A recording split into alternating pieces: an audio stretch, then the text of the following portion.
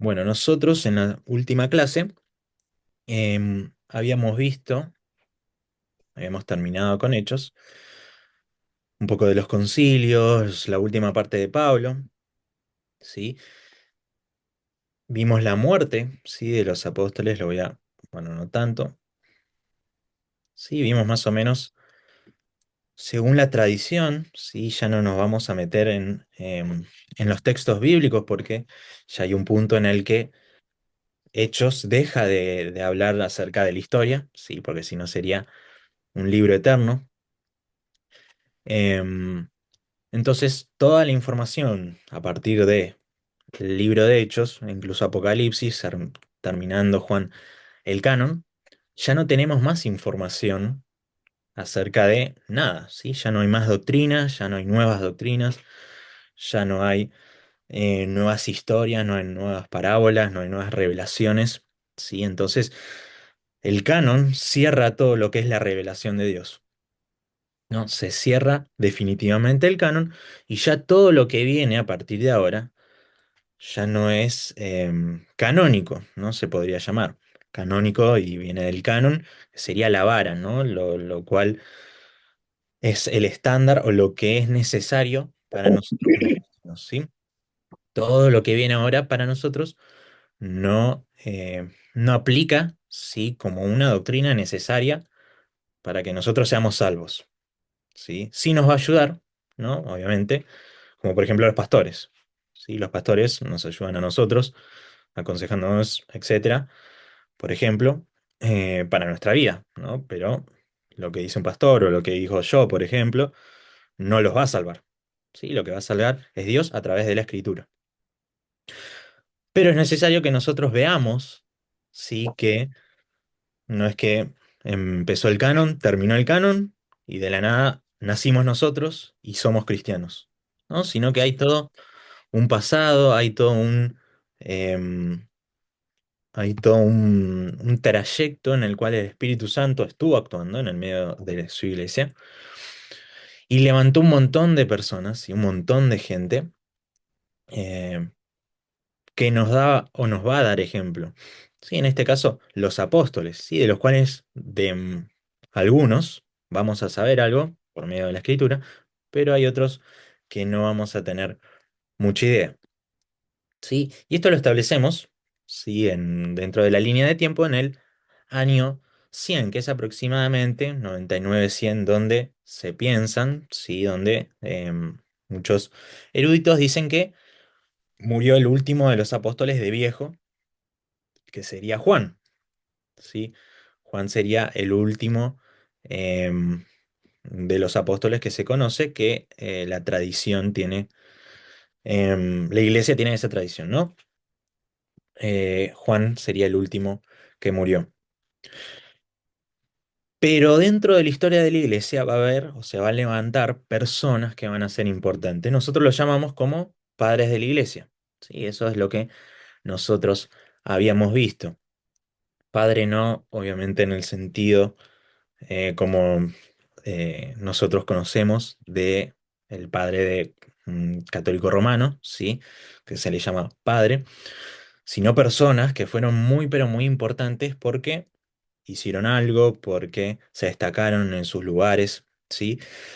Y nos dejaron, sobre todo estos van a ser conocidos porque van a dejar testimonio, van a dejar cartas, van a dejar escritos que van a perseverar, ¿sí? Así como del mismo modo que del Nuevo Testamento hubo escritos, papiros, etcétera, que nosotros tenemos hoy en día, bueno, con estas mismas personas pasa eso, ¿no? Y nosotros vimos a este Clemente. Sí, este es de Clemente de Roma. Clemente de Roma se estima, sí, que nació en el 35 hasta el 99. Acordémonos, yo se los repito, que son fechas aproximadas, ¿sí? Son fechas aproximadas, no pueden ser exactas porque tampoco tenemos tanta información para poder argumentar acerca de una fecha u otra. En este caso es Clemente, ¿sí? Como también ya les dije, normalmente lo que nosotros vamos a ver es un nombre y un lugar, ¿sí? El nombre de la persona y el lugar donde o nacieron, ¿sí? O donde cumplieron una función, ¿sí? En este caso, Clemente era el obispo de Roma. Una cosa con respecto a Roma. Ustedes saben, ¿no? Ustedes seguramente todos ya sabemos acerca del papado romano, ¿no?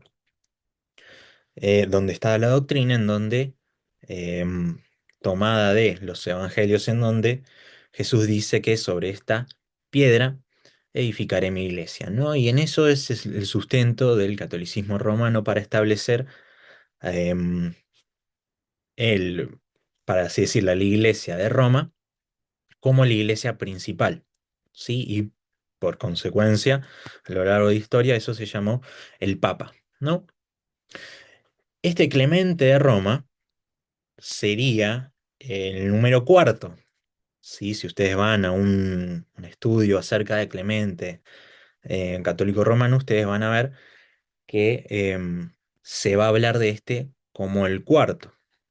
¿Por qué? Porque primero va a estar Pedro, ¿sí? Después va a estar una persona llamada Lino, después va a haber otro y finalmente va a estar Clemente. Entonces, en términos de, entre comillas, sucesión apostólica, sí, porque el papado se basa en una sucesión de, personas, este Clemente sería el cuarto, ¿sí? Por lo tanto, eh, sin, sin decir o sin afirmar que Clemente fue un papa verdaderamente, se establece que él fue el cuarto líder de la iglesia en Roma fue Clemente, ¿sí? Entonces, este Clemente era una persona importante, ¿sí? ¿Por qué? Porque a medida que fue avanzando la iglesia, ¿sí?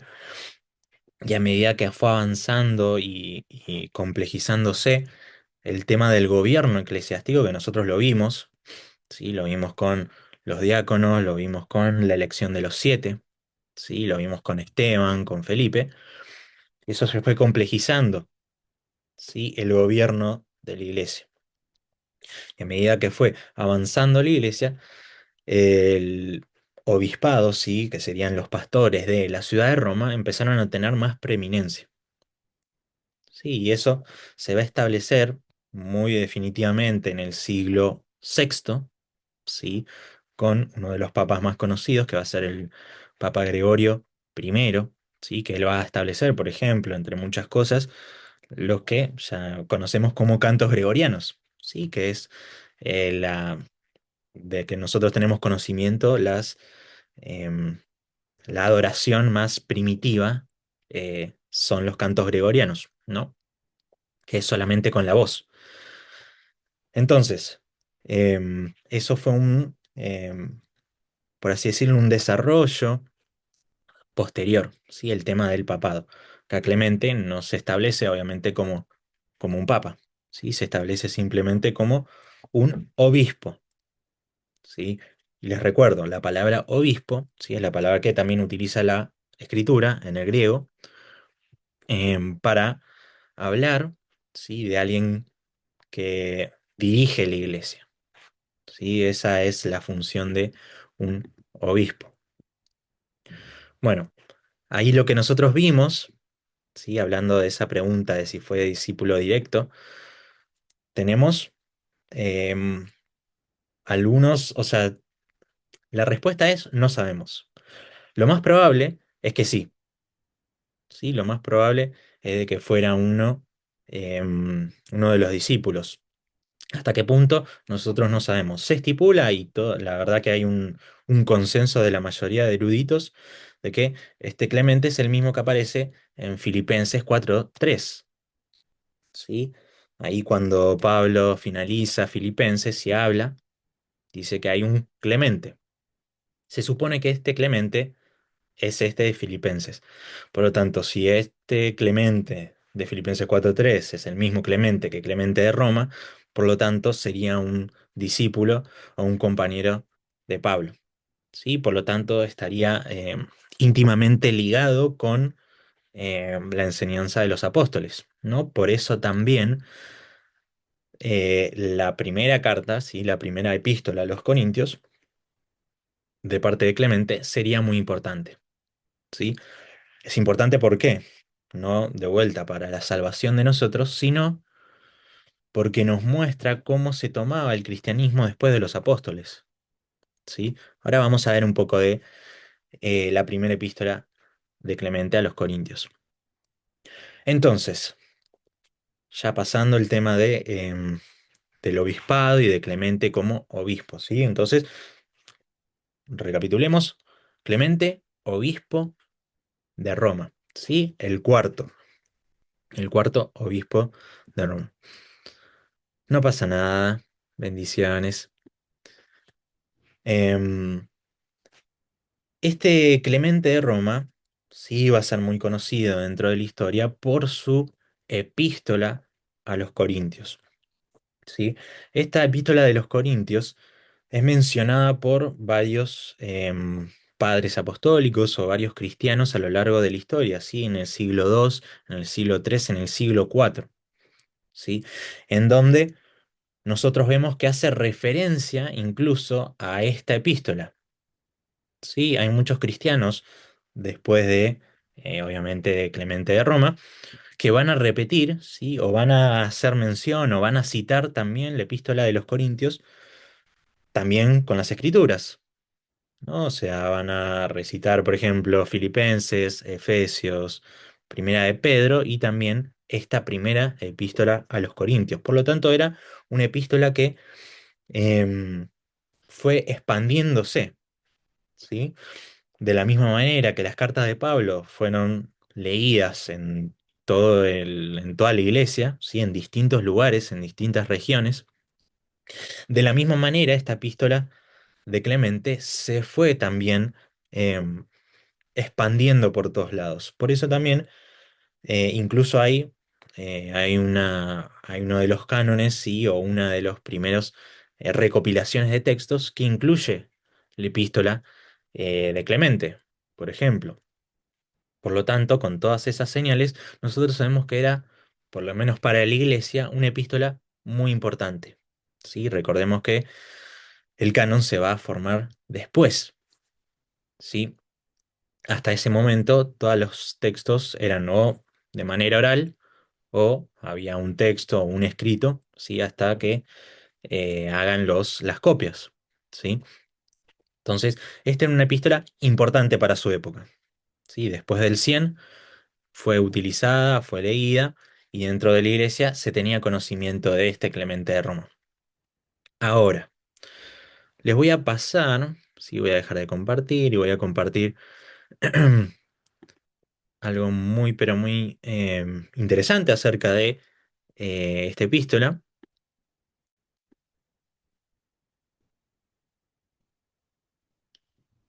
que va a ser esto. Sí, esto es de un libro, sí, a ver, se lo muestro primero. De este libro que creo que se los mostré, que esto es Padres Apostólicos, sí. Es un libro en donde tiene varias epístolas, ¿sí? Tiene la IH, que después lo vamos a ver, tiene las cartas de Clemente, carta de Ignacio Mártir, carta de Policarpo, de Bernabé, carta de Diogneto, fragmento de Papías y Pastor de Hermas, ¿sí? No vamos a ver todos esos textos, eh, se los voy a mencionar así por arriba, pero son los textos más como primitivos, ¿sí? Por eso son importantes, porque van a mencionar los primeros 200, 300 años de la iglesia, ¿sí?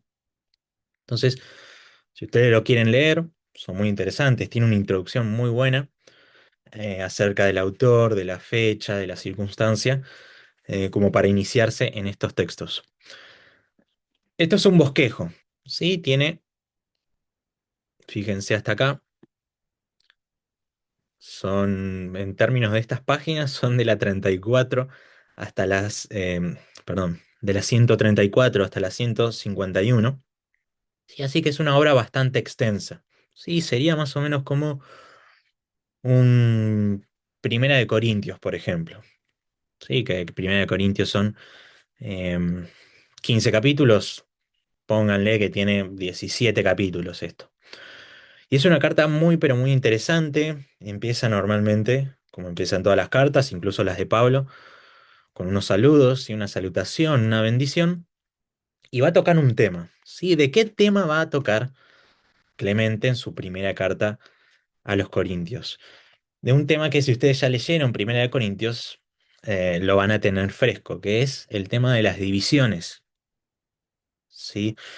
Entonces, lo que va a hacer Clemente va a tratar de atacar, ¿sí? Va a tratar de explicarles cómo ellos tienen que, no tienen que caer en las divisiones, cómo ellos pueden protegerse de las divisiones, por qué no dividirse, ¿sí? ¿Por qué ellos tienen que mantener la unidad? Entonces, esta no va a ser una carta doctrinal, ¿sí? No va a explicar doctrina per se, ¿sí? Sino lo que va a explicar esta primera carta va a ser los motivos, ¿sí? Y exhortaciones a que mantengan la unidad y no se dividan. Entonces va a utilizar Clemente un montón de recursos para que ellos observen su actitud y la cambien, ¿sí?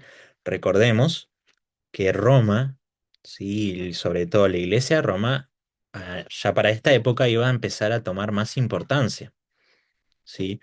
Por lo tanto, esta iglesia en Corinto era, por así decirlo, de menor importancia, entre comillas, pero fíjense que había lo que más tarde nosotros vamos a ver como la catolicidad de la iglesia. Cuando nosotros vemos la palabra que quiere decir católico, quiere decir universal.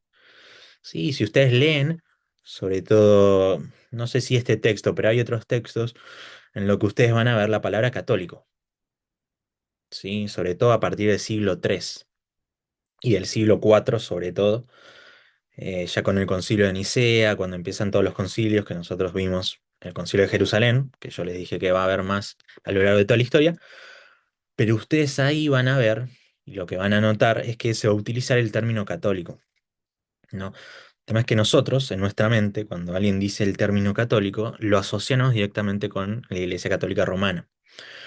Pero originalmente el término católico significa toda la iglesia, toda la iglesia considerada universalmente. Por ejemplo, nosotros pertenecemos a la iglesia católica. ¿Por qué? Porque somos todos una sola iglesia, que sería la iglesia de Jesucristo. Entonces, lo que va a decir acá Clemente es que nosotros tenemos que abogar por la catolicidad de la iglesia, o sea, por la unidad de toda la iglesia universalmente considerada. ¿Sí? Yo se lo digo a modo de aclaración, porque ustedes van a leer estos textos y capaz van a encontrar em, la palabra católico y ustedes van a decir, no, lo rechazo o no lo leo porque dice católico. ¿Sí? Simplemente es una aclaración, pero es interesante que ustedes lo tengan en la cabeza porque siempre va a aparecer cuando ustedes van a leer textos antiguos, van a leer textos viejos, textos de los primeros eh, 500, 600, 800 años de la iglesia, siempre van a ver el término católico, ¿sí? Pero no es específicamente la Iglesia Católica Romana. Ahora, volviendo al tema de la carta. La carta es muy buena, muy interesante. Tiene un lenguaje que es muy, em, podríamos decirlo, que es muy cercano a las cartas de Pablo. ¿Sí? Es como que si yo se los leo, ¿sí? Si yo le leo un fragmento, ahora les voy a leer un poco, cuando yo le leo un fragmento, capaz ustedes no podrían distinguir entre esta carta y una carta de Pablo, por ejemplo. ¿Por qué? Porque utiliza los mismos términos, porque utiliza las mismas imágenes, las mismas alegorías, y tiene un modo de escritura muy, muy parecida a la de Pablo, ¿no? O muy parecido a los apóstoles. Que eso después va a cambiar, ¿sí? A medida que va pasando el tiempo, va a cambiar la medida o la forma en la cual se va a empezar a escribir, ¿sí? Y ustedes ya van a leer textos, no sé, Ireneo de León, por ejemplo, que lo vamos a ver después, que él, por ejemplo, tiene un texto que se llama Contra las herejías. Si ustedes leen ese texto, no tiene ya esa impronta apostólica, ¿no? Esa impronta, por ejemplo, de Pablo o de Pedro. Se van a dar cuenta que es más polémico, que es más pensado, más filosófico muchas veces. Ustedes van a tener, por ejemplo, uno de los textos para mí más interesantes y más importantes de la iglesia primitiva por Atanasio, que él tiene sobre la encarnación, se llama, que él defiende que Jesús es Dios y que Jesús, ese Dios, se encarnó, por lo tanto es humano y es un hombre, pero es Dios. Y si ustedes leen eso, van a ver un lenguaje más polémico, van a ver un lenguaje más que no es tan apostólico, ¿sí? No es como Pablo, se van a dar cuenta ustedes a medida que lo van leyendo. Pero este Clemente tiene eso, ¿sí? En donde, si yo se los leo, no se van a dar cuenta de que es un texto de que no es de Pablo o que no es de Pedro, ¿sí? ¿Cómo está estructurada esta carta? ¿Sí? Básicamente, como ya les dije, los saludos les va a explicar, o nosotros vamos a anotar, vamos a inferir de qué está hablando, ¿sí? Que va a ser de las divisiones, de las contiendas.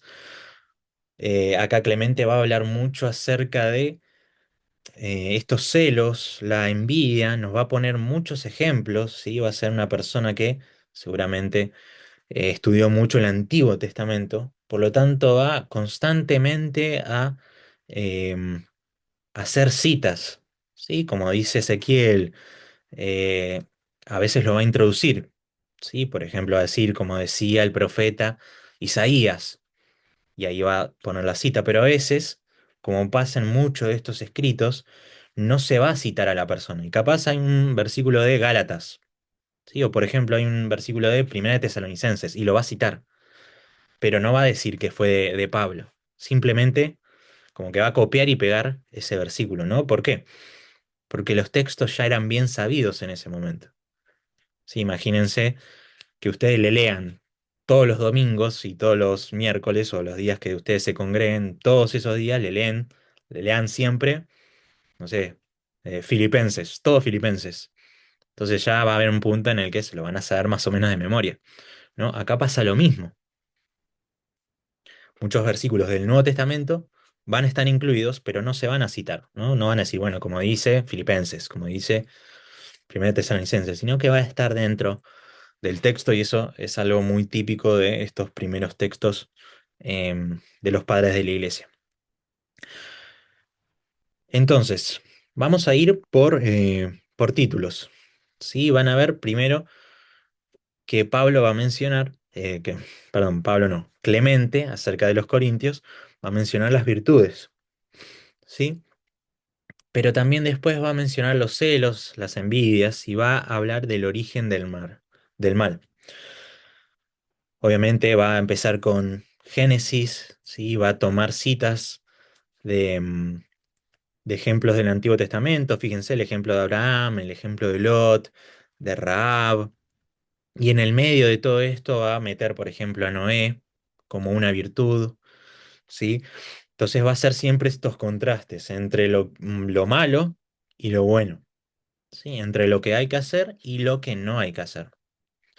Entre los celos, las contiendas, la ira, las divisiones. Y después, por otro lado, el amor, la gracia, la misericordia, la unión, la esperanza, la fe. Entonces, van a notar que es un texto que apela mucho a la conducta, ¿sí? Que también, si bien es bueno, ¿sí? Eso también a lo largo de la historia va a causar problemas. ¿Por qué? Porque la iglesia va a tender a un legalismo, ¿no? Y nosotros eso lo vimos, por ejemplo, en el Concilio de Jerusalén. ¿Sí? En el capítulo 15 de Hechos, nosotros lo vimos, ¿no? Cómo para la salvación se necesitaba, por ejemplo, la circuncisión, ¿no? Está bien, en estas épocas ya la circuncisión no va a ser un problema, pero sí va a ser un problema el legalismo, ¿no? Que es esto de portarse bien para así conseguir el favor de Dios o la salvación de Dios. Entonces, van a ver ustedes que en los textos se va a tomar o se va a atacar siempre los problemas que acontecían en la iglesia. ¿Sí? En la iglesia de Corinto, en este caso, ¿cuál era el problema? Las divisiones, los celos, ¿no? Entonces se va a atacar eso, los celos y las divisiones. Más tarde, en la iglesia, ya el problema de la conducta no iba a ser tan necesaria, ¿sí? El problema iba a ser la falta de doctrina. Entonces ya todos los textos iban a ser acerca de la doctrina, acerca de la resurrección, acerca de la fe, acerca de la salvación, acerca de los últimos tiempos, acerca del gobierno de la iglesia, pero siempre las cartas van a estar dirigidas o van a estar guiadas a atacar los problemas. Y acá lo vemos muy claramente. Pero como ya les dije, muchas veces va a tener problemas, ¿no? Porque ya la congregación y la fe va a estar directamente abocada a buena conducta, ¿no? Y por causa de eso va a ser negligente con la doctrina. ¿Listo? Lo vamos a ver a lo largo de toda la historia. ¿Sí? Literalmente, si ustedes ven toda la historia del cristianismo durante 2000 años, siempre va a pasar lo mismo.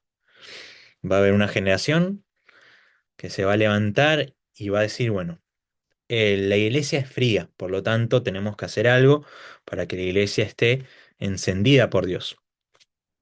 Entonces, va a haber legalistas, donde van a, bueno, esto no se puede, esto tampoco no se puede, hay que vivir de esta manera, el culto se hace de esta manera, no se puede hacer esto en el culto, no se puede hacer esto en la vida, no se puede hacer esto, lo otro. Después de ahí va a salir una generación que se va a enfocar en la doctrina, ¿sí? Que va a decir, bueno, esto está mal, porque las doctrinas dicen esto, esto y lo otro. Y así sucesivamente, a lo largo de toda la historia, vamos a ir siempre a los extremos, ¿sí? Siempre en un extremo, siempre cuando se está en un extremo se va al otro. Cuando hay una iglesia muy legalista, va a surgir una iglesia liberal. Cuando tenemos una iglesia que se enfoca demasiado en las obras, la iglesia, por otro lado, después se va a enfocar demasiado en la gracia. ¿Sí? Y nosotros vamos a ver en la historia textos en donde van a aportar más para un lado que para el otro, ¿sí? Que es muy diferente a los textos que nosotros vemos en el Nuevo Testamento, en donde, por ejemplo, Pablo, si bien exalta la gracia, exalta la elección de Dios por cada uno de nosotros, se dedica siempre a capítulos enteros a cómo nosotros tenemos que actuar, ¿no? Entonces Pablo tiene esta sensibilidad y este equilibrio de decir, bueno, me voy por un lado, que es la doctrina, doctrina dura, difícil, compleja, complicada, profundizar en eso, y por otro lado, cómo nosotros tenemos que actuar, cómo nosotros tenemos que dirigirnos en la vida, cómo nosotros tenemos que actuar con el mundo, cómo nosotros tenemos que actuar en la iglesia, cómo tenemos que actuar con el esposo, la esposa, las amistades, el trabajo, ¿sí? Y eso lo vemos de forma muy real y muy vívida en los textos del Nuevo Testamento, específicamente para los textos que son eclesiásticos, ¿sí? Las epístolas de Pablo, las universales de Pedro, de Juan, Santiago, ¿sí? Todas van a tener el mismo patrón. Ahora,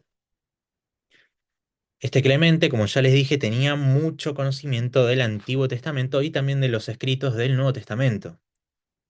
¿Sí? Entonces va a meter ejemplos todo el tiempo. ¿Sí? Como yo les dije, Abraham, Lot, Rahab, va a hablar mucho de Cristo. Sí, lo hace básicamente lo mismo que hace Pablo en Primera de Corintios. Sí, en la epístola canónica, sí que nosotros tenemos la escritura de Primera de Corintios. ¿Qué es lo que va a hacer Pablo en Primera de Corintios? A cada problema, sí, va a darle, por así decirlo, una inyección de evangelio. ¿Sí? El problema es las divisiones. Las divisiones se unen sabiendo que nosotros somos uno solo como templo, como iglesia de Cristo. Y así nosotros vamos a ver en toda la epístola, por ejemplo, de Primera de Corintios que el Evangelio va a ser la respuesta a todos los problemas. ¿Sí? Por ejemplo, hay un problema de inmoralidad en la iglesia. No se puede permitir, ¿por qué? Porque nuestro cuerpo fue comprado a precio de sangre. La iglesia fue comprada a precio de sangre, por lo tanto no podemos desperdiciar o desprestigiar esa sangre. Eso en el caso de Primera de Corintios. Y nosotros vemos que acá Clemente, por ejemplo, a partir de esto, de la humildad de Cristo, nos va metiendo como Cristo y el Evangelio resuelven esos problemas. ¿Sí? Cómo profundizando en la doctrina de Cristo, en la doctrina del Evangelio, en las verdades del Evangelio, nos lleva a la unidad. Entonces, va a hablar de Cristo, va a hablar de los profetas, patriarcas, va a hablar de Noé, va a hablar de David, va a hablar de Lot, va a hablar de un montón de personas. Después va a hablar acerca de advertencias o exhortaciones, ¿sí? Está bien, Hugo, bendiciones, buenas noches. Fíjense, acá está la otra porción, ¿sí? Que está en la otra página del libro que yo les mostré antes.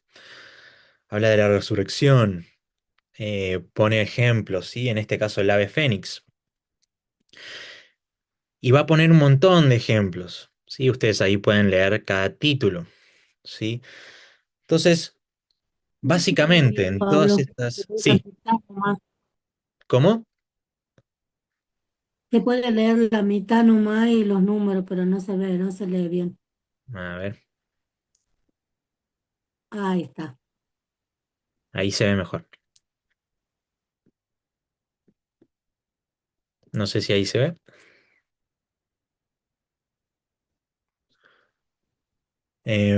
Entonces, si ustedes pueden ver acá, van a ver un análisis bastante detallado. Acuérdense que estos títulos, de la misma forma que el antiguo, que nuestra Biblia, ¿sí? No estaban en el texto originalmente, sino que esto sirve como títulos o subtítulos para que nosotros nos podamos guiar en todo el texto, ¿sí?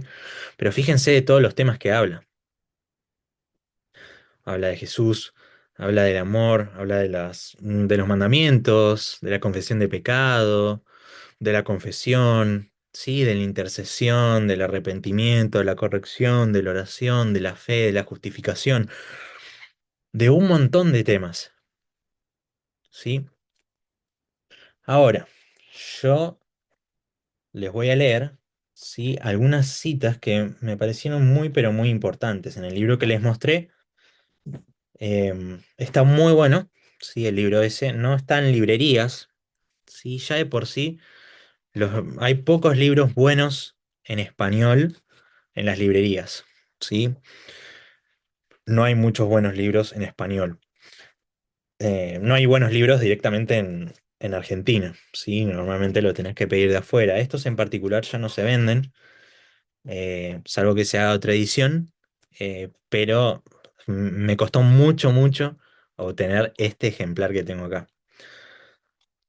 Pero si lo pueden tener, está muy bueno, porque les va a dar a ustedes una perspectiva muy grande acerca de los primeros años de la iglesia, primeros 100, 200 años de la iglesia. Entonces, yo les voy a leer algunas citas y vamos a ver un poco cómo es la doctrina de este Clemente, ¿sí? Yo les voy a hablar acerca de este punto que va a ser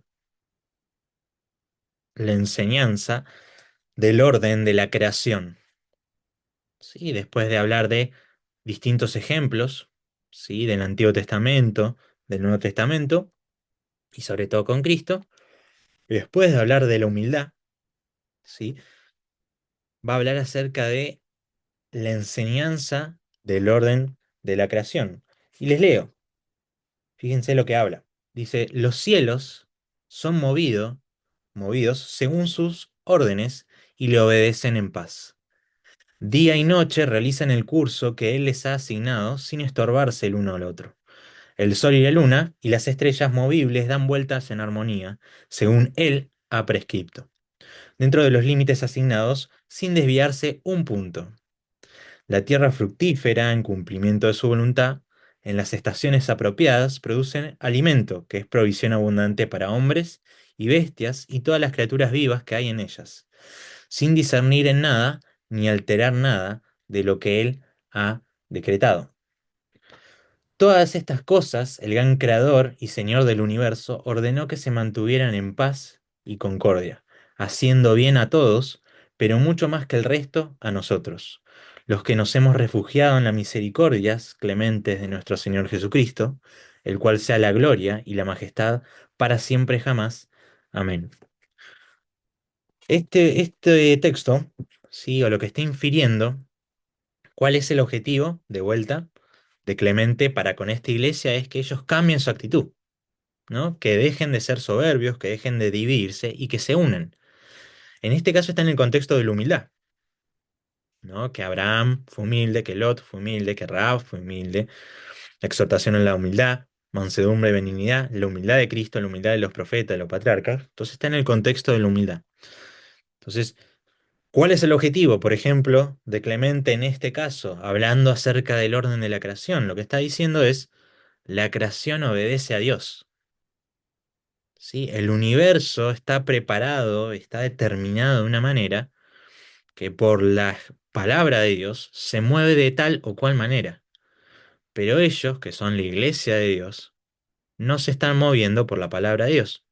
¿Sí? El universo lo hace, pero el ser humano no. Por lo tanto, ahí el ser humano se está humillando, por así decirlo, está perdiendo su propósito. Porque si el universo, ¿sí?, le da la gloria a Dios por medio de obedecer a su palabra, la iglesia también tiene que obedecer a Dios por medio de su palabra. Entonces los está de alguna manera viendo, ¿sí?, a la luz de la creación de Dios, porque ellos tienen que ser humildes. ¿Sí? Entonces estos son uno de los recursos que eh, Clemente utiliza. ¿Sí? Les voy a leer otra que es muy interesante, por ejemplo, este punto de arriba de todo, que se llama Considerando la resurrección. ¿Sí? Una de las cosas que está en el contexto este de la humildad, ¿sí?, es que la resurrección, de la misma manera que Pablo habla en Primera de Corintios, capítulo 15, ¿sí? Si ustedes no sé si lo recuerdan, pero el capítulo 15 de Primera de Corintios, Pablo habla constantemente de la resurrección, ¿no? Ahí dice, por ejemplo, entre muchas cosas, que eh, hay un evangelio que fue traído a él, que es que Jesús resucitó, ¿no? Y que nosotros, los seres humanos, aquellos que nosotros seguimos a Cristo, también vamos a ser resucitados juntamente con él, ¿no? Entonces, la resurrección va a ser el tema del capítulo 15 de Primera de Corintios. Acá le va a repetir lo mismo, ¿sí? Cómo ellos o por qué ellos no se tienen que dividir, porque ellos tienen que ir hacia una meta, hacia un punto que es, o una esperanza, que es la resurrección de nuestros cuerpos, ¿sí? Glorificados, ¿para qué? Para que finalmente todos, como iglesia, podamos darle la gloria a Dios.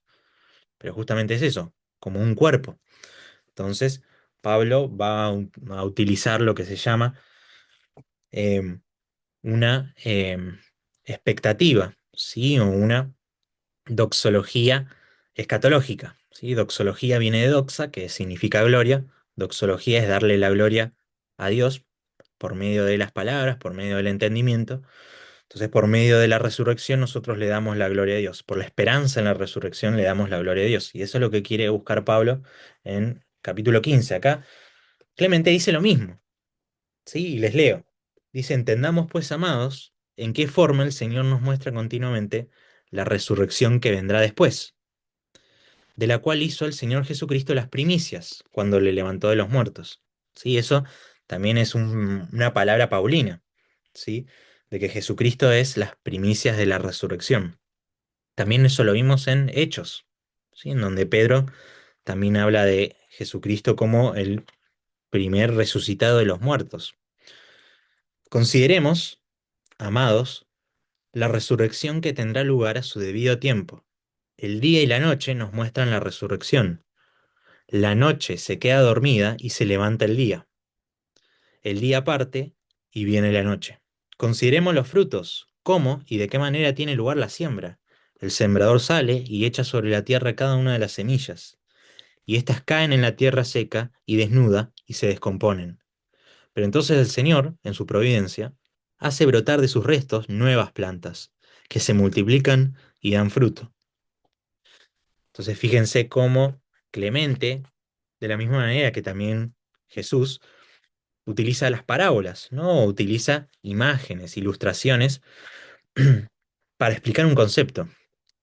Acá Clemente hace lo mismo, ¿sí? Trata de imitar esa misma forma de hablar de los apóstoles, esa misma forma de hablar de Jesús, para explicarlos em, a estos corintios cómo ellos se debían mover, ¿sí? Entonces esto debemos considerarlo. Y está muy bueno si se apagó la cámara, bueno, no pasa nada. Mientras escuches, no hay problema. Entonces fíjense cómo este Clemente utiliza la escritura, utiliza el Antiguo Testamento, utiliza la creación, ¿sí? Como vimos antes, utiliza el Génesis para explicar su punto. Acá utiliza Jesucristo como las primicias, como nosotros vimos en Hechos y en las cartas. Entonces, como ya les dije, era una persona que tenía conocimiento del Antiguo Testamento y hablaba con los versículos, ¿sí? Y citaba los versículos del Antiguo Testamento. Hablaba con el Nuevo Testamento, ¿sí? Porque había conocido a Pablo y había, según podemos inferir, conocía a Pablo, conocía a los apóstoles, conocía, incluso pudo haber conocido a Jesús, ¿sí? Aunque es muy lejano y por sus textos parece que él no lo conoció, ¿sí? Pero estuvo muy cercano a Jesús, a la muerte de Jesús. Entonces, nosotros vemos acá todas esas, por así decirlo, esas como joyas escondidas en la primera carta de Clemente a los Corintios, ¿sí? Les voy a leer otra cosa y vamos a hablar acá sí de doctrina, ¿sí? ¿Por qué quiero que nosotros hablemos de doctrina? Porque vamos a hablar de la doctrina de la justificación, ¿sí? Una de las doctrinas muy o más importantes en el cristianismo, que es básicamente, para el que no sabe, la doctrina de la justificación es que nosotros somos declarados como justos, ¿sí? Jesús muere, paga la condenación que era para nosotros y entonces Él nos hace justos, ¿sí? Somos justificados justamente mediante la fe por el sacrificio de Jesús, por creer en el sacrificio de Jesús. Entonces la fe es un medio, ¿sí? Para la salvación. Es por medio de la fe que nosotros somos salvos, ¿sí? La fe no es en sí misma el objetivo, ¿sí? Es un medio para alcanzar la salvación. Entonces, acá es la referencia extra bíblica más temprana acerca de la justificación por la fe, ¿sí? Cosa que si nosotros vemos en toda la historia, va a ser atacada esta doctrina, ¿sí? Incluso hoy en día, en donde nosotros tenemos que hacer cosas para ser salvos, ¿sí? En cambio acá, Clemente, en el texto más primitivo que tenemos, extra bíblico, nos menciona esta doctrina, ¿sí? Si bien es dos párrafos nada más, es la primera mención, ¿sí? Y esto es recontra, pero recontra interesante, porque después vamos a ver que no va a estar muy clara la línea en donde o en la cual nosotros vamos a ser salvos, ¿sí? Incluso va a haber polémicas, sí, y va a haber divisiones dentro de la iglesia, ¿no? Por ejemplo, ¿qué pasa con aquellas personas que pudieron haber muerto por su fe, pero negaron su fe, pero volvieron a la iglesia, ¿no? O sea, ¿qué hacemos? ¿Son salvos? Porque ellos negaron a Jesús. Negaron a Jesús, ¿por qué? Porque seguramente los amenazaron, ¿no? Porque los iban a matar y negaron a Jesús, pero después quisieron volver a la iglesia. ¿Son salvos? ¿No son salvos? ¿Tienen que volver a la iglesia o no? ¿No? Eso es una de las cosas que la iglesia, sobre todo a partir del 200, 300 incluso, ¿sí? Tuvo la iglesia. Fue un problema importante dentro de la iglesia, debido a posturas contrarias. ¿Sí? Algunos decían que si la persona apostataba de la fe, ya no podía volver a estar en comunión con la iglesia, otros decían que sí. Entonces, ahí hubo problemas, ¿sí? Dentro de la historia de la iglesia. Pero acá vemos, ¿sí? Cómo Clemente dice que nosotros somos justificados por la fe y nosotros alcanzamos la salvación por la fe y no por nuestras obras. Fíjense lo que dice. Si alguno los considera uno por uno, con sinceridad, comprenderá la magnificencia de los dones que Él nos concede. Porque de Jacob son todos los sacerdotes y levitas que ministran en el altar de Dios. De Él es el Señor Jesús con respecto a la carne. De Él son reyes y gobernantes y soberanos de la línea de Judá. Sí, y el resto de las tribus son tenidas en un honor no pequeño, siendo así que Dios prometió, tu simiente será como las estrellas del cielo. Sí, ahí citando Génesis capítulo 15 y Génesis capítulo 22, la promesa que le hace Dios a Abraham y después a sus hijos, ¿no? Dice, todos ellos fueron pues glorificados y engrandecidos, no por causa de ellos mismos o de sus obras o de sus actos de justicia que hicieron, sino por medio de la voluntad de Dios. Y así nosotros, habiendo sido llamados por su voluntad en Cristo Jesús, no nos justificamos a nosotros mismos, o por medio de nuestra propia sabiduría o entendimiento, o piedad, u obras que hayamos hecho en santidad de corazón, sino por medio de la fe, por la cual el Dios Todopoderoso justifica a todos los hombres que han sido desde el principio, al cual sea la gloria para siempre jamás. Amén. ¿Sí?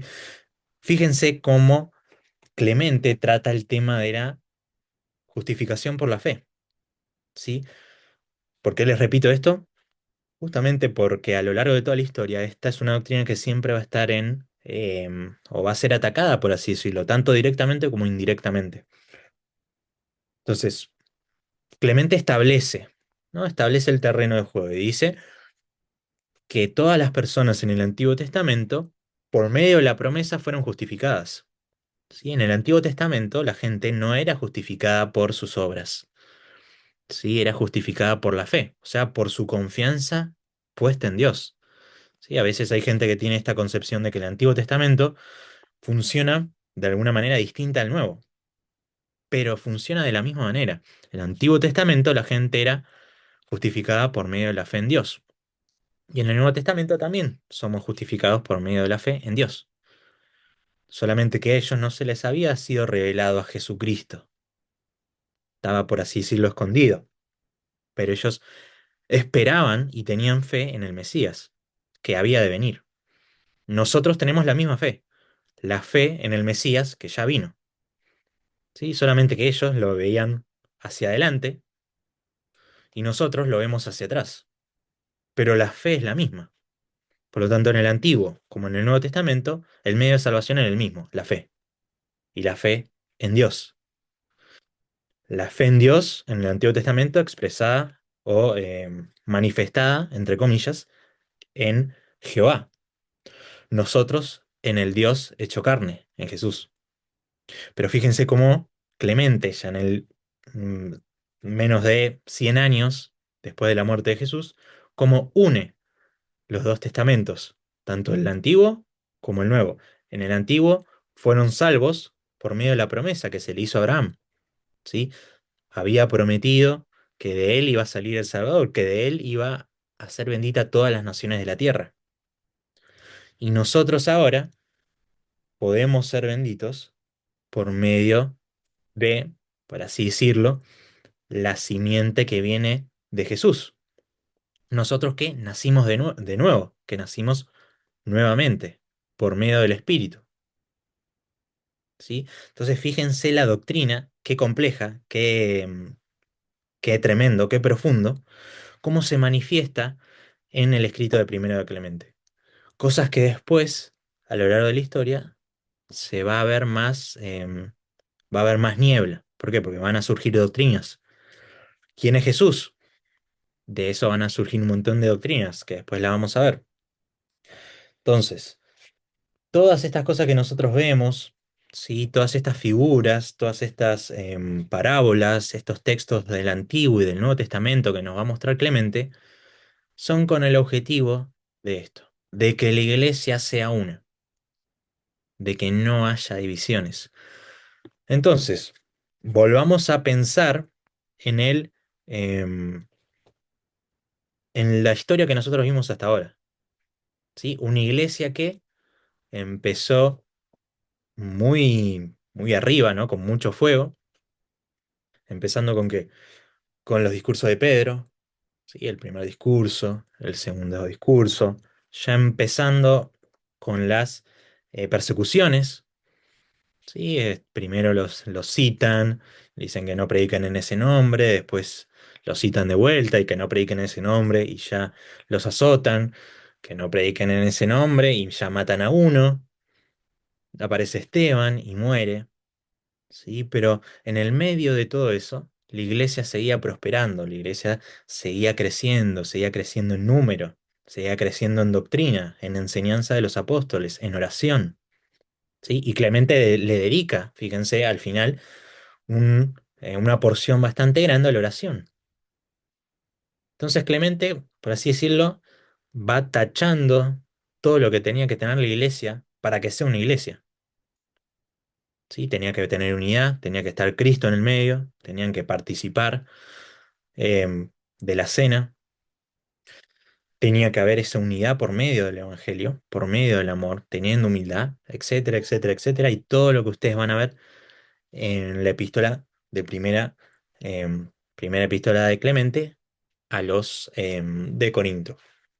Ahora, esta no es la única, ¿sí?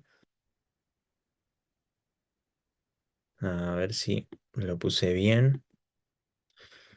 Esta epístola a los Corintios no va a ser la única. Va a haber una segunda epístola a los Corintios, pero la mayoría de eruditos van a decir que no, que va a ser espuria. ¿Sí? Espuria, ¿qué quiere decir? Es un agregado posterior o algo muy posterior. ¿Sí? Eso se le llama una epístola espuria o, en el caso de la escritura, un versículo espurio, ¿no? Es algo que originalmente no estaba, pero que aparece posteriormente. Entonces, hay una primera de Corinto y hay una segunda, ¿sí? La segunda no la vamos a ver, ¿por qué? Porque probablemente, o según la mayoría, ¿sí? Como les digo, hay como un consenso de que no fue escrita por Clemente. Sin embargo, si ustedes leen el libro, va a estar ahí, ¿sí? Ahora, este Clemente de Roma, ¿cómo muere? ¿No? ¿O qué pasó con este Clemente de Roma? Como ya les dije, él fue, por lo que se conoce, por lo que se sabe, por lo que se intuye, por lo que dice la tradición, él fue compañero de Pablo, ¿sí? Fue compañero de Pablo incluso en sus cárceles, ¿sí? En la cárcel de Roma, ¿sí? Sobre todo en la última, antes de que lo maten, aproximadamente en el 64, 65 después de Cristo, ¿sí? En donde, según la tradición, a Pablo se le corta la cabeza, ¿sí? Ahí en Roma. Em, y este Clemente, ¿sí? Va a empezar a ser un obispo de Roma, ¿sí? Como ya le dije, obispo, si bien em, no estaba tan clasificado lo que es un obispo, lo que es un diácono, lo que es un anciano, lo que es un presbítero, sí que son las palabras en el griego. Él era uno de los que estaba como pastor, por así decirlo, u obispo o líder de la iglesia en Roma. ¿Cómo muere? Nosotros tenemos solamente un texto, ¿sí? Que se data en el año 300. ¿Sí? Es el único texto que nosotros tenemos, que se llama acerca de los martirios. ¿Sí? Hay una palabra ahí en latín, que ahora no me la acuerdo, que habla acerca de martirios. ¿Sí? Es uno de los textos que se tiene. que habla acerca de Clemente, ¿sí? Lo martirizaban. Sí, ahora vamos a ver cómo o qué pasó. Porque obviamente no todos los cristianos fueron martirizados, ¿sí? Pero hubo muchos que sí. En el caso de Clemente, él fue, según los textos, martirizado por Trajano, ¿sí? Trajano era el emperador en esa época. Y este Clemente, ¿qué es lo que cuenta? Sí, es más una especie de leyenda, ¿sí? Yo se los digo y los comento, que es lo que aparece en los textos, ¿sí? Obviamente al ser una figura importante, al ser un obispo de Roma, ¿sí? Alguien muy importante para el catolicismo romano, obviamente va a tener mucha más atención, ¿no? Y fíjense la muerte que tiene Clemente de Roma, ¿no? Lo que dice este texto es que Clemente, obviamente, predicaba y era una persona que se preocupaba mucho por los pobres, ¿sí? Se preocupaba mucho por los necesitados, por los enfermos, ¿sí? Entonces, em, por Trajano, ¿sí? O sea, Trajano fue el que, por así decirlo, dio la luz verde para que lo maten a Clemente. Entonces, era una persona, obviamente, que era muy, era muy querida, ¿sí? Era muy querida en la zona de Roma. Y era muy querida, sobre todo por eso, ¿no? Por el hecho de ayudar mucho a los pobres, por el hecho de ser un, por así decirlo, un benefactor social, ¿sí? Entonces, una de las cosas que yo ya se los mencioné que eran acusados los cristianos eran por ser ateos, ¿no? ¿Por qué? Porque ellos creían en un solo Dios, a diferencia de la mayoría de las personas o de toda la población en general, que creían en muchos dioses, ¿sí? En multiplicidad de dioses. Normalmente cada ciudad tenía su propio dios, ¿no? O agarraban su propio dios y cada familia incluso tenía sus propios altares familiares, ¿no? Entonces cada uno adoraba al dios que quisiera. Y cuando un pueblo o un lugar era conquistado por otro, normalmente se incorporaban los dioses de los otros a los nuestros, ¿no? Sería una familia que se casaba, se mezclaban los dioses. Por lo tanto, la existencia de dioses era algo muy, era como algo normal, era algo normalizado. Entonces, una de las cosas que lo acusaban los cristianos eran por ser ateos. ¿Por qué? Porque ellos creían en un solo Dios. Y eso no tiene sentido. Entonces, son ateos, ¿sí? Porque no creen en un solo Dios, entonces son ateos, no creen en ningún Dios. ¿Por qué? Porque existen muchos dioses. Entonces, él fue acusado de esto, ¿no? Em, de ser una persona atea, ¿no? Pero como él no, él tenía mucha fama, sí, tenía mucha, era una persona importante y muy querida por el pueblo, entonces no lo mataron en ese momento, sí. Acuérdense también que los emperadores demandaban adoración, sí. Entonces, como él no adoraba, lo tenían que matar de alguna manera, pero no lo podían matar ahí, sí, en Roma. Por lo tanto, él fue llevado a unas minas a hacer trabajos forzados, sí, a hacer trabajos forzosos. Cuenta la leyenda, sí, que obviamente en ese lugar él oraba, sí, por los enfermos, por los que tenían alguna dolencia, por los que no podían trabajar correctamente, entonces oraba por ellos y se sanaban, ¿no? Y ahí Clemente se encontró con un montón, pero un montón de cristianos, ¿no? Que obviamente estaban ahí por las mismas razones que él, ¿no? Por no haber dado adoración al emperador.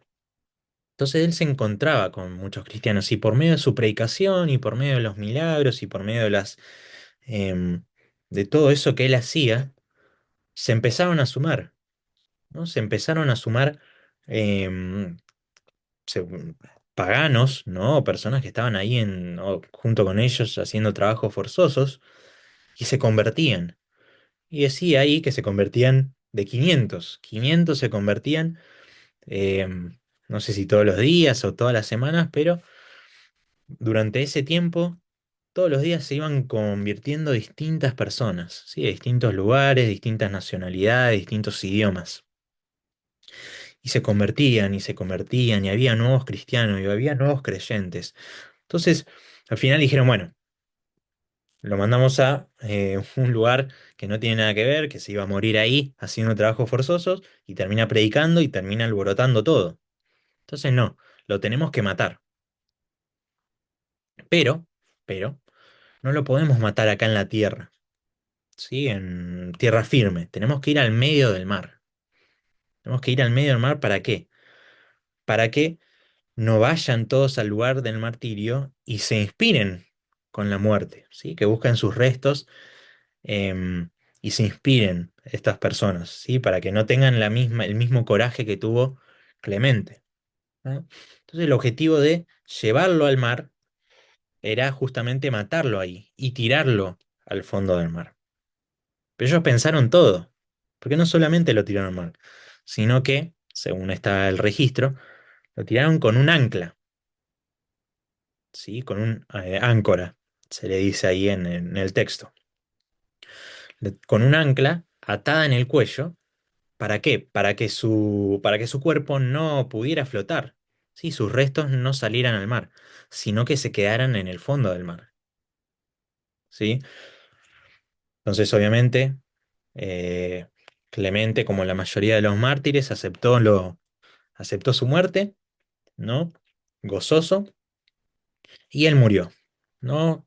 Murió en el fondo del mar, obviamente ahogado, em, y dice que pasó algo extraordinario, que dice que el agua, todos los años, bajaba hasta los restos de Clemente de Roma, ¿no? Obviamente, como les repito, esto es más una leyenda que algo verídico, ¿sí?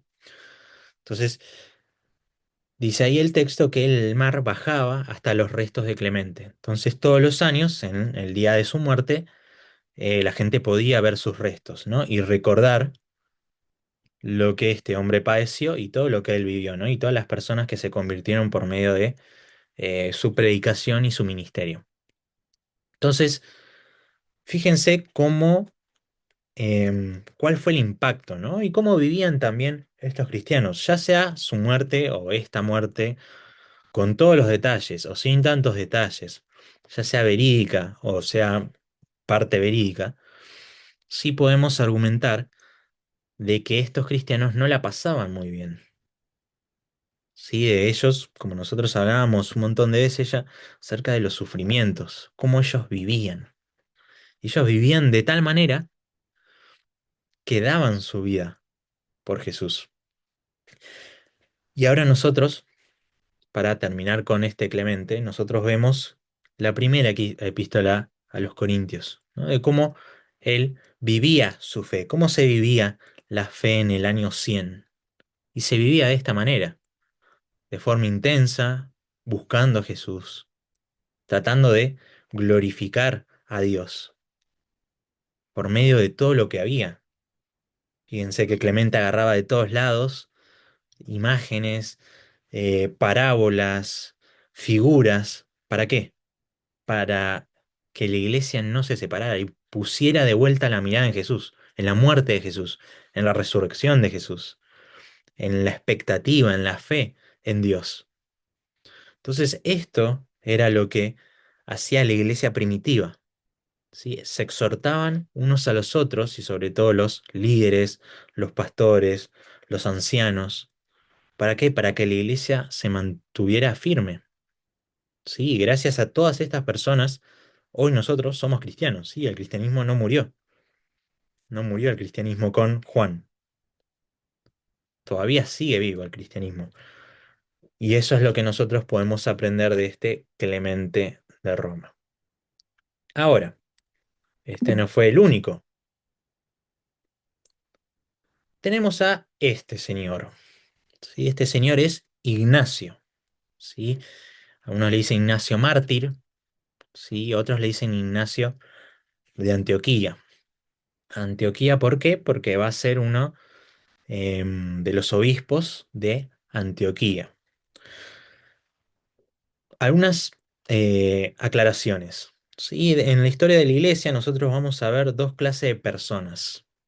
¿no? Que van a ser importantes o que van a ser, o van a tener preeminencia. Por un lado, los mártires, ¿sí? Que son personas que o sufrieron graves, graves situaciones, o sea, por ejemplo, le sacaron una mano, o le sacaron un brazo, o un pie, o lo que sea, o murieron por su fe, ¿sí? Y por otro lado van a estar los confesores, ¿sí? Por ejemplo, en la historia hay uno que se llama Máximo el Confesor, ¿sí? ¿Quiénes eran los confesores?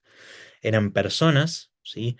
Que habían estado en un tribunal, ¿sí? Que les habían pedido que negaran a Jesús, ¿sí? Que negaran a Jesucristo como su Señor y adoptaran al emperador como su Señor, ¿no?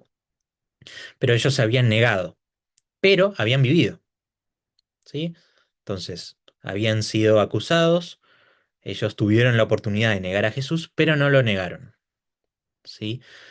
Los que habían quedado vivos, ¿sí? O los que estaban vivos y que habían sobrevivido a eso, les llamaban los confesores, ¿sí? Entonces nosotros vemos esas dos, por así decirlo, esas dos tipos de personas, ¿sí? De cristianos. Por un lado los confesores y por otro lado los mártires. En este caso, Ignacio fue un mártir. Ahora, ¿quién fue este Ignacio? Este Ignacio, como ya les dije, era Ignacio de Antioquía. ¿Por qué? Por ser un obispo de Antioquía. Y nosotros ya recordamos, ¿no? ¿Se acuerdan ustedes que, em, que este Ignacio, que este Antioquía ya había aparecido? ¿Sí? Vimos cómo una de las iglesias en Antioquía eran una de las más importantes, ¿no? Junto con la de Jerusalén, eran una de las más importantes que se ayudaban mutuamente, ¿sí? Entonces vemos acá a un Ignacio. Fíjense los años, ¿sí? Se cree que nació entre el 30, entre el 35 y que murió en el 107, 108 después de Cristo, ¿sí? Por lo tanto, em, seguramente él habrá escuchado hablar de Clemente, ¿sí? De Roma, y él, según sus mismas palabras, fue discípulo de Juan, ¿no? Entonces, vemos acá, ¿sí? Perdón, ahí lo pongo de vuelta, que fue un discípulo de Juan. Por lo tanto, de vuelta, de la misma manera que Clemente de Roma, va a ser una persona que va a ser importante justamente por ver cómo él trataba la doctrina, cómo él trataba la vida en las iglesias, los consejos, ¿sí?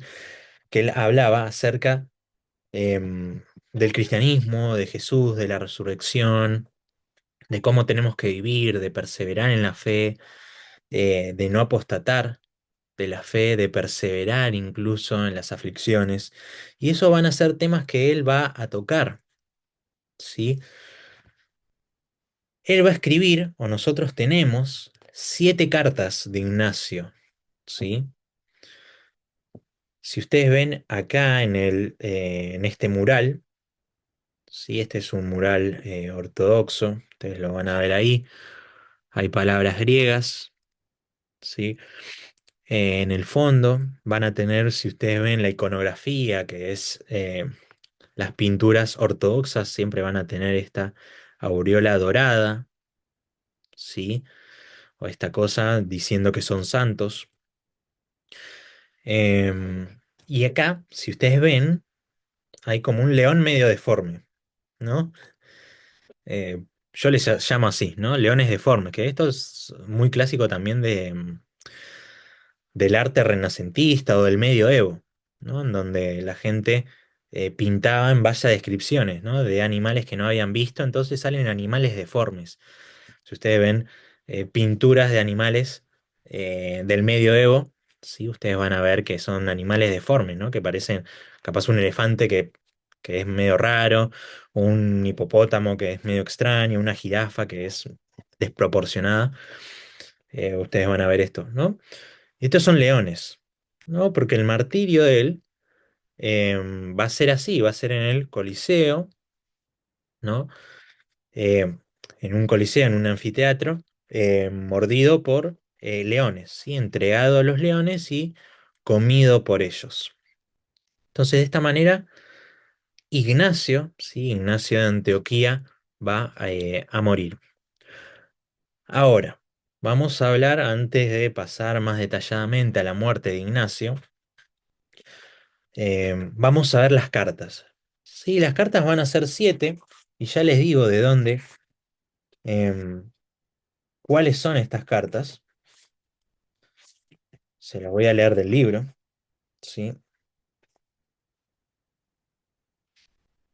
Mm, Van a ser 7 cartas, ¿sí? Estas cartas van a ser las cartas A, y va a ser el lugar donde estaba la iglesia, ¿no? Porque él le va a mandar 7 cartas a distintas iglesias. Le va a mandar 6 cartas a iglesias, y una carta va a ser una carta personal, ¿sí? De una persona que después vamos a ver, que se llama Policarpo, ¿sí? Que va a ser este de al lado.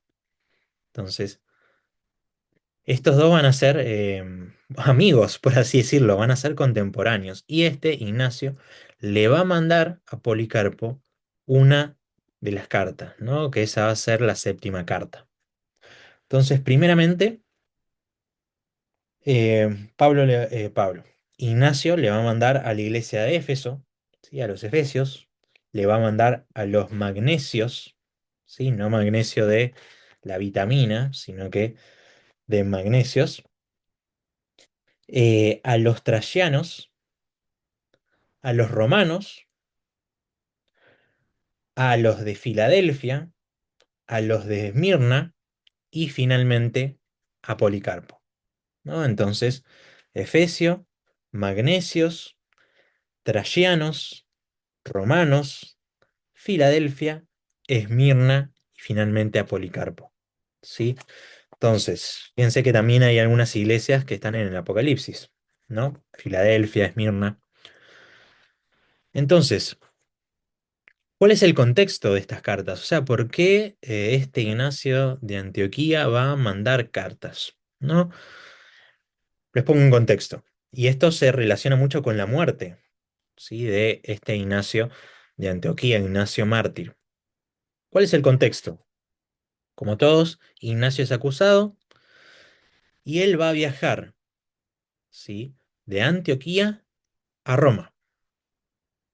Entonces nosotros vamos a ver, por medio de las cartas, nos vamos a dar cuenta de que él, a medida que va viajando, va escribiendo las cartas.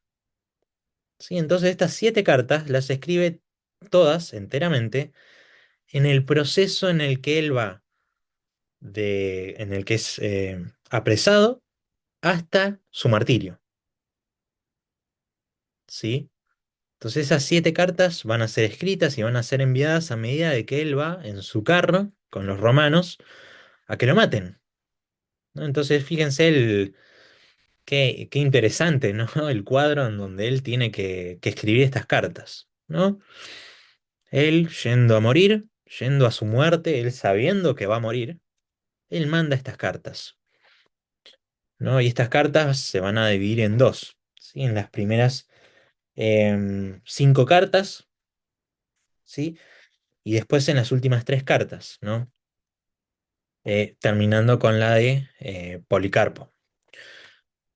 En estas 7 cartas son cortitas dentro de todo, si ustedes las pueden ver. Todas las cartas estas, sí, tanto las de Clemente como las de Ignacio, ustedes la pueden ver también en internet. Sí, si ustedes ven primera carta de Clemente a los Corintios, ustedes ahí le van a aparecer. Si ustedes ven la carta de Ignacio a Esmirna, le va a aparecer. A los romanos le va a aparecer, ¿sí? Ustedes lo pueden ver por internet incluso. No hace falta que se compren el libro, ¿sí? Entonces él, a medida que iba viajando, ahí en su carro, él iba obviamente predicando, porque él podía predicar, ¿sí? No era como no es que no podía tener contacto con nadie, ¿sí? Sino que él podía predicar, podía hablar, y podía incluso, él paró en ciertas iglesias para visitarlos, ¿sí?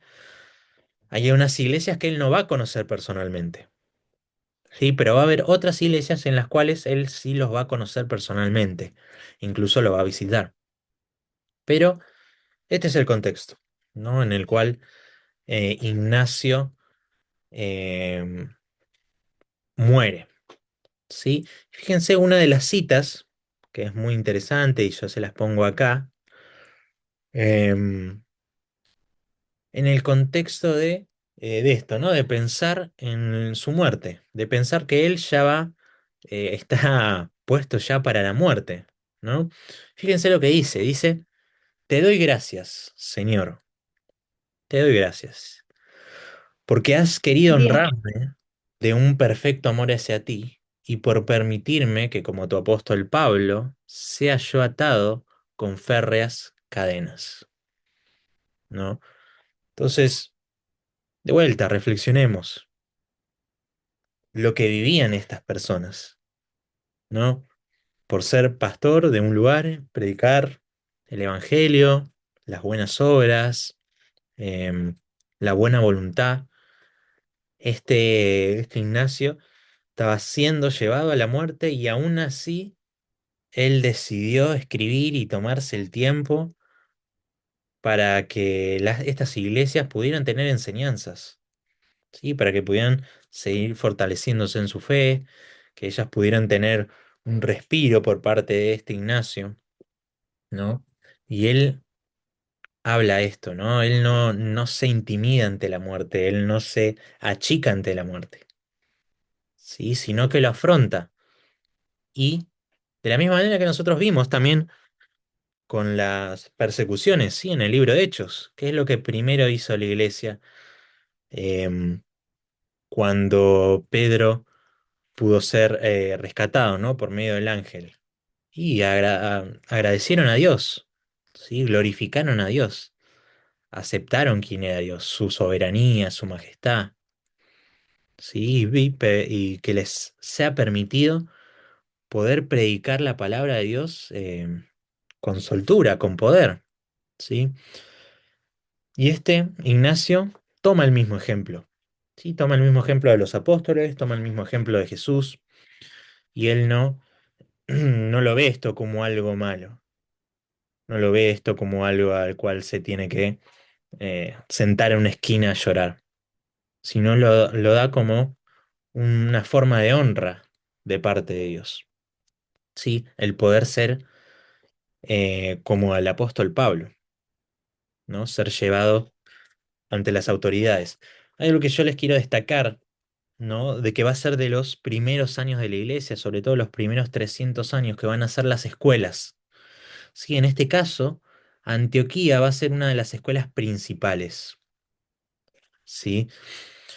A medida que va pasando el tiempo, ¿sí? Sobre todo en los primeros años, Jerusalén ya va a dejar de ser una de las iglesias más importantes, ¿sí?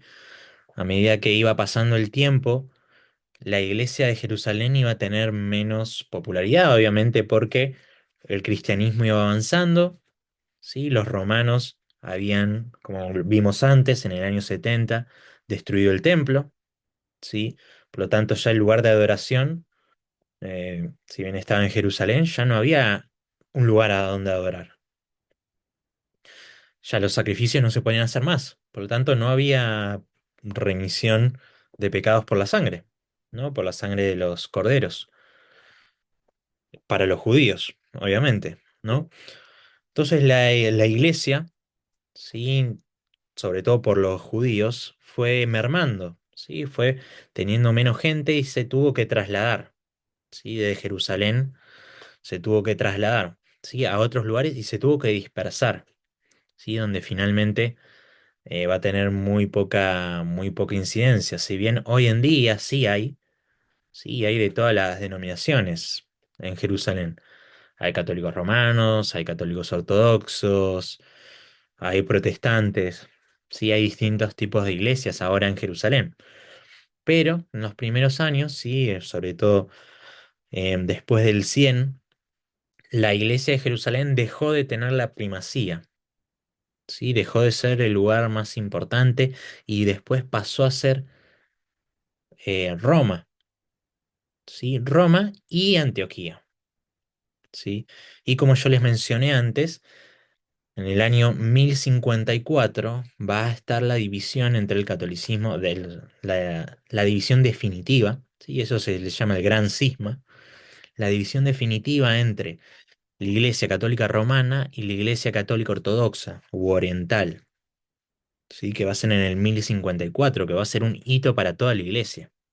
¿Sí? ¿Por qué? Porque ahí se va a dividir definitivamente en esas dos denominaciones, que van a ser las únicas denominaciones en toda la Iglesia, ¿no? O sea, eso va a ser la Iglesia en el año 1054, ¿sí?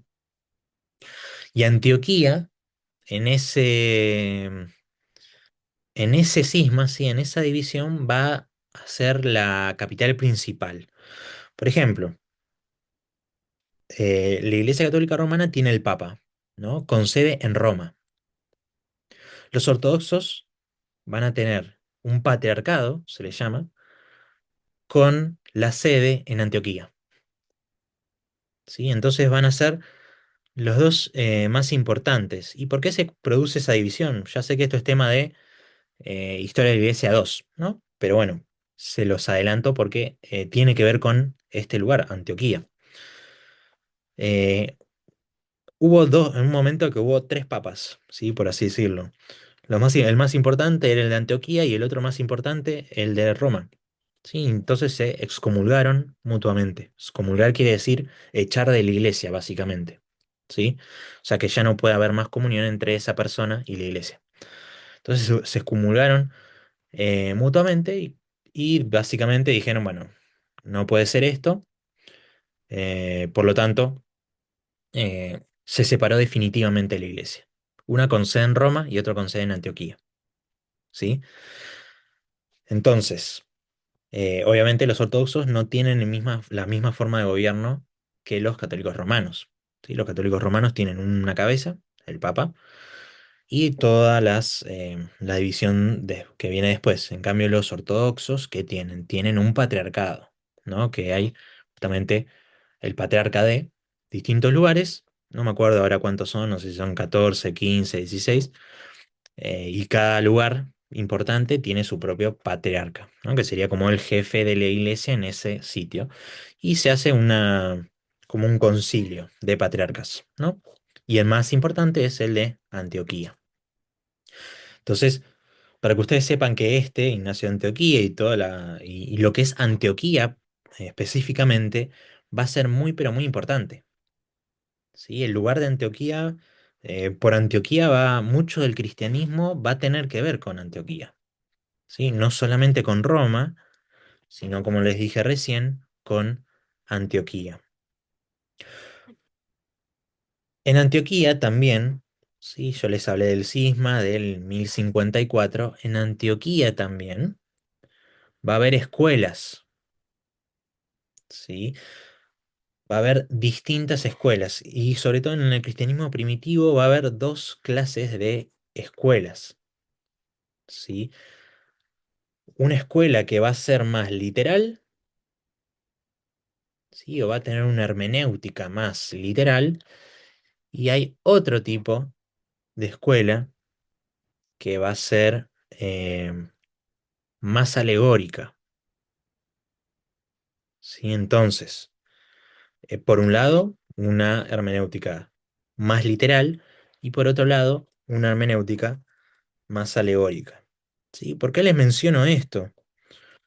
Porque va a ser muy importante cuando ustedes vean, ¿sí? Escritos y lean textos, qué clase de escuela va a tener esa persona, ¿no? Incluso esto nos sirve hoy en día, ¿sí? Porque cómo nosotros interpretamos la escritura, normalmente o inicialmente, si no sabes mucha hermenéutica, nos vamos a volcar a una o a otra, ¿no? Incluso nosotros en nuestra mente tenemos las dos, ¿no? Por ejemplo, em, a ver, saco un ejemplo de mi cabeza. Leemos las vírgenes, ¿no? Vírgenes prudentes, em, y las sensatas, las insensatas, prudentes y sensatas, ¿no? Y yo les puedo decir, bueno, nosotros tenemos que tener cinco virtudes, ¿no? Porque eran cinco las vírgenes prudentes. Imagínense, nosotros tenemos que tener la virtud de la paciencia, ¿no? Tenemos que llenar nuestra vasija de aceite de prudencia. Después tenemos que llenar nuestra vasija de aceite de amor. Entonces nosotros no tenemos que no tener amor como ser como las imprudentes que no tienen amor, sino que tenemos que tener amor. ¿No? Esa es una interpretación alegórica, en donde yo agarro el texto y lo alegorizo. ¿Sí? Entonces digo, bueno, la Virgen representa esto, y esto representa esto, y esto representa esto otro. ¿Sí? Y eso se hace dentro de la iglesia, se hace. No está mal, no es incorrecto del todo, ¿sí? Pero el método, por ejemplo, que utiliza o que aprendemos, o que ustedes están aprendiendo, no sé si ahora ustedes tienen hermenéutica, creo que sí, no sé si alguien eh, ¿están cursando hermenéutica? Esa es la pregunta. Sí, sí, estamos ahora con... no, homilética. Sí, Terminamos Ah, con homilética. hermenéutica. Ok, Ya bueno, tuvimos hermenéutica. cuando ponemos- ok. Bueno, en hermenéutica, ¿no? Que es como interpretar los textos, sí tenemos una versión muchas veces más hermenéutica y cuando lo llamamos a homilética, muchas veces escuchamos prédicas homiléticamente alegóricas, ¿no? Como, bueno, no sé, Lázaro, la tumba y Lázaro, ¿no? Y la piedra. ¿Cuál es la típica alegorización de Lázaro? Bueno, ¿cuáles son las piedras que Dios tiene que correr? ¿No? Eso es una interpretación alegórica, en donde si nosotros vamos al texto, no aplica el texto directamente. O sea, no podemos decir que Lázaro está explicando qué piedras Dios tiene que correr de nuestra vida. ¿Sí? No tiene sentido. ¿Se puede aplicar? Obviamente. ¿Se puede utilizar método alegórico? Obviamente que se puede utilizar. ¿Sí? Pero no es lo más correcto. Hermenéuticamente no es lo más correcto y homiléticamente eh, tenemos que estar en el marco de esa hermenéutica alegórica para poder utilizarlo, ¿no? Entonces esos son ejemplos que nosotros vemos que si ustedes leen a los padres de la iglesia, depende de cuál, si bien todos van a tener esta interpretación alegórica, todos van a tenerla, de mayor o menor manera, ¿sí? Pero hay una escuela que va a tener mucho más predominancia de alegorizaciones, ¿sí? Incluso llegando a alegorizaciones extremas, alegorizar toda la escritura, ¿sí?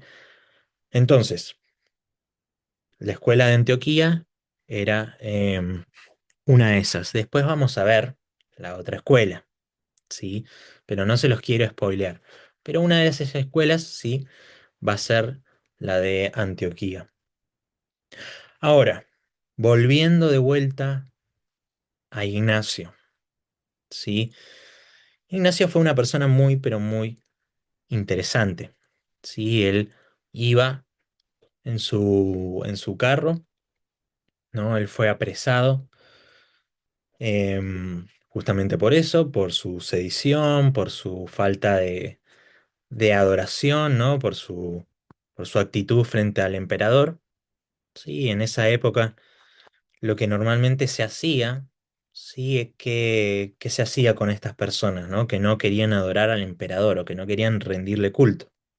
Se hacía un tribunal, sí, o em, se hacía un juicio, ¿no? En ese juicio, ¿qué es lo que se decía? Curios, ¿quién es el curios?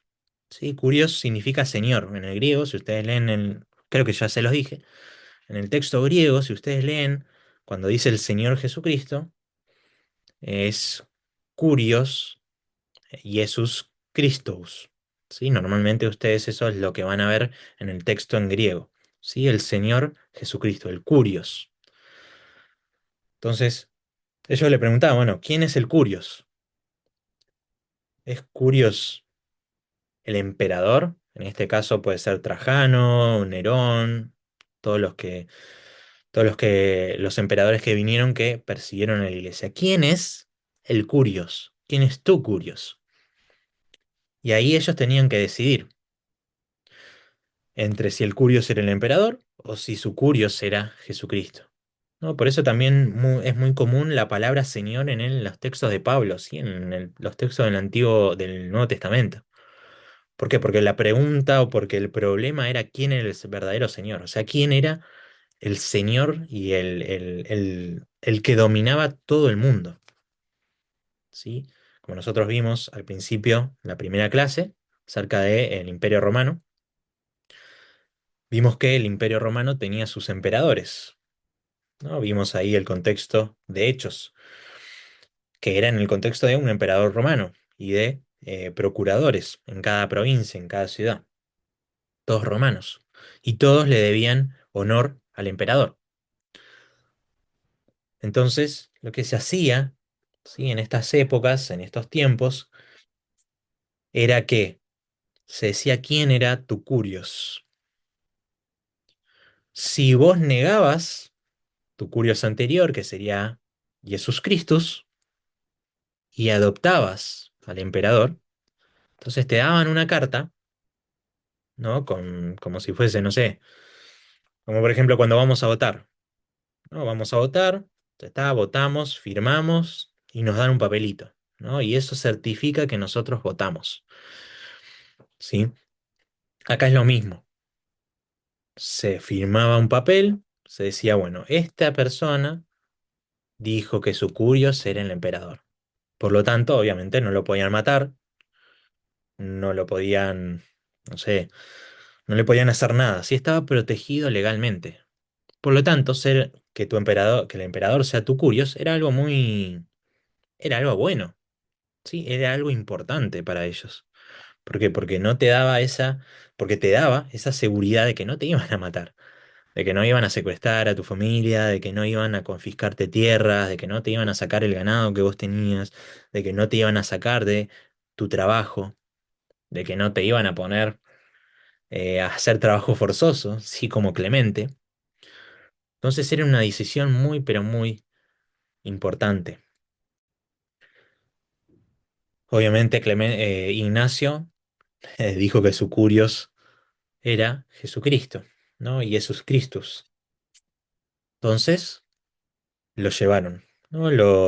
Le pusieron cadenas, lo subieron y de ahí empezó él su travesía a el Coliseo para que, depende cómo se levantaba eh, el Coliseo, cuál era la muerte que él iba a tener. Entonces este Clemente, la tengo con Clemente, este Ignacio, a medida que iba volviendo, sí, está su itinerario, si ustedes leen la carta, ustedes van a poder ver su itinerario. Acá dice, sí, en el texto que yo les mostré, en el libro que yo les mostré, ahí también está un poco del itinerario, sí, los lugares, las ciudades donde él pasó. Primero él iba a ir por tierra, después él iba a ir por mar y finalmente por tierra iba a ir hasta la ciudad de Roma, ¿sí? Entonces él fue em, por la parte de Asia, ¿sí? Entrando en Europa, después de ahí tomó un barco em, hasta Europa y finalmente terminando en Roma.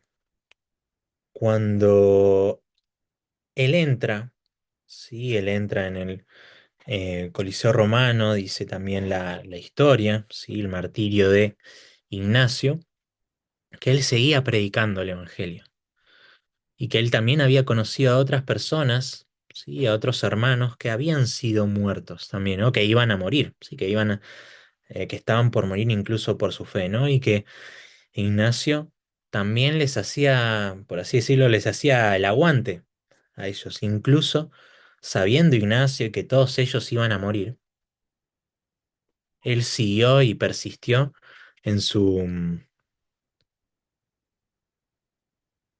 claro, en ese transcurso en donde él iba a ser ejecutado, ahí escribió las cartas y las fue mandando por medio de ciertas personas, ¿sí?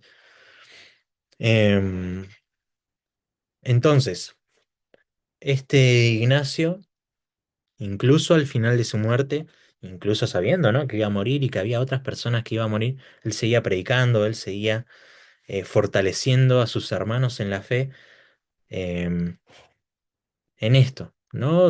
Que ellos perseveraban en Cristo, que ellos siguieran confiando en Jesús como su Señor. Por lo tanto, ahí vemos la frase, se la repito de vuelta: te doy gracias, Señor, porque has querido honrarme de un perfecto amor hacia ti y por permitirme que como tu apóstol Pablo sea yo atado con férreas cadenas. Entonces él fue, después de que fue obviamente pasado todo el tribunal, que haya entrado en el Coliseo y haya quedó ahí, ¿no? En el Coliseo, a merced de los leones. Y él fue finalmente comido por las fieras, ¿no? Siendo un espectáculo para los hombres, ¿no? Siendo un espectáculo para todos los, obviamente, paganos y todas las personas que no creían en Jesús, pero bueno, dentro de esas personas también había cristianos, ¿no? Que sabían quién era Ignacio, qué es lo que había hecho y cómo él había predicado, y él se había mantenido firme, ¿sí? En su proclamación de fe en quién era su verdadero curios, ¿sí? Siendo comido por las bestias, y esa es la imagen que está acá, ¿no? Que es Policarpo con las manos en señal de gozo, de prosperidad, em, de, de, de no enojarse, ¿sí? Sino de agradecimiento a Dios por todo lo que él pudo hacer. Y de esa manera, este Ignacio de Antioquía en el 107, 108 después de Cristo muere y nos deja estas 7 cartas que son pequeñas, les repito, eh, y muere finalmente, ¿no? Regalándonos no solamente esas cartas, sino el testimonio de su muerte. Y así vamos a terminar esta clase, sí, porque le voy a dar tiempo para su evaluación.